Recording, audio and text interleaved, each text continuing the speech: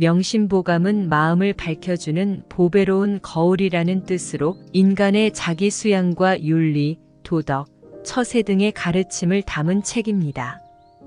인생의 가치와 넉넉한 삶을 이끌어가는 많은 지혜도 담고 있습니다. 명심보감의 명언을 토대로 인생을 사는 방법에 대해 배워보겠습니다. 착한 일은 하는 사람은 하늘이 복을 내리고 나쁜 일을 하는 사람은 하늘이 재앙을 내린다. 평생도록 착한 일을 했어도 착함은 한없이 모자르고 단 하루 나쁜 일을 했어도 나쁨은 차고 넘칠 정도로 많다. 돈을 모아 자손에게 남겨줘도 자손이 다 지켜내지 못한다. 책을 모아 자손에게 남겨줘도 자손이 다 읽지 못한다. 남 몰래 착한 일을 많이 쌓아 자손을 위하여 앞날을 계획하는 일이 훨씬 더 낫다. 어버이에게 효도하면 자식 또한 나에게 효도한다. 어버이에게 효도하지 않는다면 자식 또한 나에게 어떻게 효도할 수 있겠는가? 애정이 없는 효도를 생각해 본 적 있는가? 또한 사랑이 없는 우정을 생각해 본 적이 있는가? 효도가 부모를 섬기는 자식된 사람의 도리라 하더라도 속에 애정이 결여되어 있다면 그것은 효도가 아니다. 그것은 가식이며 위장이며 계산된 것이기 때문이다. 은혜와 의리를 널리 베풀어라. 사람이 살아가노라면 어디에서든 만나지 않으랴. 원수와 원한을 맺지 마라.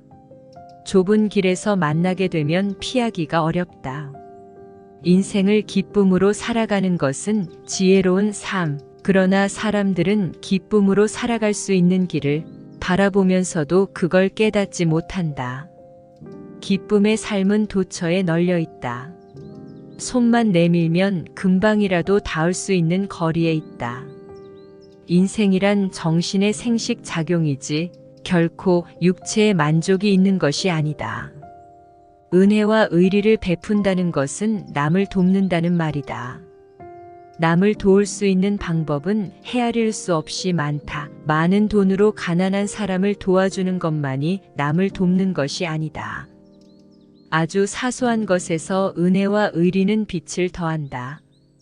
러셀은 행복의 정복에서 이런 말을 남겼다. 애정을 요구하는 사람은 애정을 받는 사람이 아니다. 애정을 받을 수 있는 사람은 남에게 애정을 주는 사람이다. 이자를 붙여서 돈을 빌려주는 계산된 애정은 주어도 소용이 없다.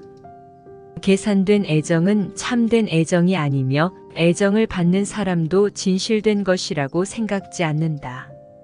속담에 부모가 온 효자가 되어야 자식이 반효자라는 말이 있다. 자식은 부모가 하는 것을 보고 따라한다는 뜻이다. 사랑하고 효도하는 것 모두가 그대 자신을 위한 길이다. 효도하라, 그러면 받으리라. 어리석고 귀먹은 벙어리라도 크게 부유할 수 있고 지혜롭고 총명한 사람이 오히려 가난할 수 있다. 모든 것은 그때에 이미 정해져 있으니 부귀와 가난은 운명에서 비롯된 것이지 사람에게서 비롯된 것이 아니다. 몽테뉴가 말했다. 운명은 우리를 행복하게도 불행하게도 만들지 않는다. 다만 재료와 씨앗을 우리에게 제공해 줄 뿐이다. 나쁜 씨앗에서 좋은 곡식을 얻을 수는 없다. 사람이 살아가는 일에서 지녀야 할 씨앗들은 말의 씨앗, 마음의 씨앗, 행동의 씨앗 등 수없이 많다. 운명에서 비롯되는 운명의 씨앗을 자신의 것으로 선택하라. 씨앗은 하나의 의지이며 정신이다. 인간이 우주에게 말했다. 저는 존재합니다. 그러자 우주가 대답했다. 그러나 사실이 나에게 하등의 책임감을 지워주지는 못했다. 하늘은 그대의 존재를 책임지지 않는다. 그대의 존재는 오로지 그대 몫일 뿐이다. 스스로 자신의 운명을 개척하라. 근면하면 천하의 어려움이 없다. 근면은 값으로 따질 수 없는 보배이며 근면은 몸을 보호하는 부적이다. 근면한 사람에게는 일주일 동안 7일의 하루가 있지만 게으른 사람에게는 7개의 아침이 있을 뿐이다라는 독일의 속담이 있다. 성공의 비결은 원하는 것이 일정하고 변하지 않는 데에 있다. 성공하지 못하는 이유는 처음부터 끝까지 한 길로 가지 않았기 때문이지 길이 험악해서가 아니다. 한마음 한뜻은 쇠를 뚫고 만물을 굴복시킨다. 신은 항상 부지런한 사람의 편이다. 그대가 스스로를 근면하다고 생각한다면 그대는 이미 행복과 휴식의 언덕을 절반쯤 오른 것이나 다름없다. 아버지께서 부르시면 즉시 대답하여 머뭇거리지 마라. 소금의 고마움은 소금이 떨어졌을 때 알고 부모는 돌아가신 뒤에야 고마움을 안다는 말이 있다. 부모가 자식에게 행하는 은혜는 눈에 보이지 않고 손에 잡히지 않으며 귀로 들을 수 없는 경우가 많기 때문이다. 그래서 프랑스 사람들은 부모를 신이 주신 은행가라고 비유한다.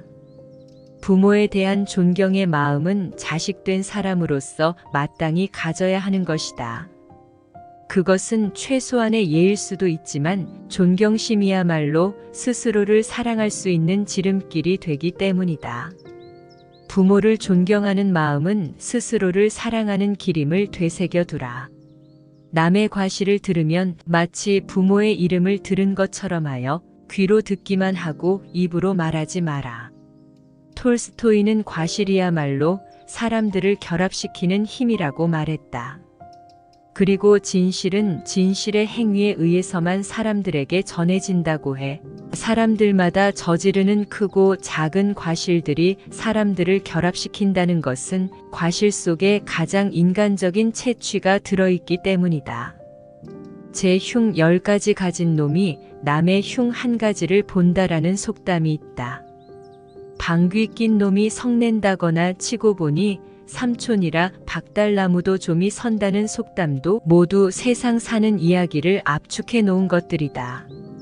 세상 사는 이야기 속에 인간미가 있고 진정한 삶이 있다. 그렇기 때문에 과실은 사람들을 결합시키는 힘을 갖는다. 그래서 인간을 과실의 아들이라고 하는지도 모른다.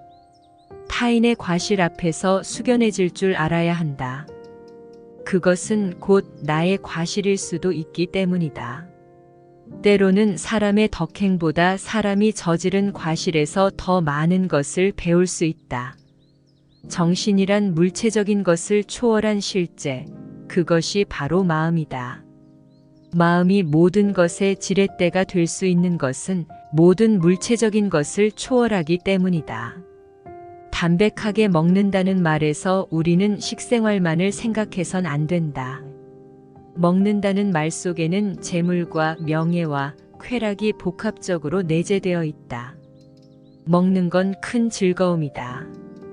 이 세상에 널려있는 재물과 명예, 쾌락 또한 그런 즐거움들만 찾는 것이 물질적인 편식이다. 지나치게 욕심을 부리지 마라. 항상 맑은 정신을 유지하라.